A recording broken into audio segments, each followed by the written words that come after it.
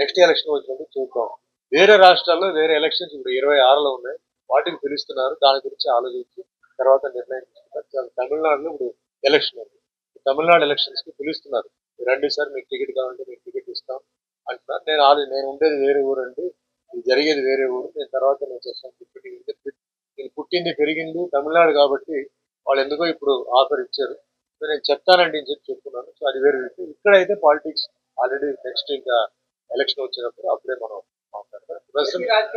Present running government ఏదైతే ఉన్నాయో మనం అందరూ సపోర్ట్ చేయాలి. ఎందుకంటే మన అందరూ బాగుపడాలి, అందరూ మంచిగా ఉండాలంటే సపోర్ట్ చేయాలి. ఎందుకంటే వాళ్ళు కొన్ని ప్రాజెక్ట్స్ చేస్తున్నారు, కొంచెం టైం పడవచ్చు, కొన్ని ఇమీడియట్ గా అవ్వచ్చు.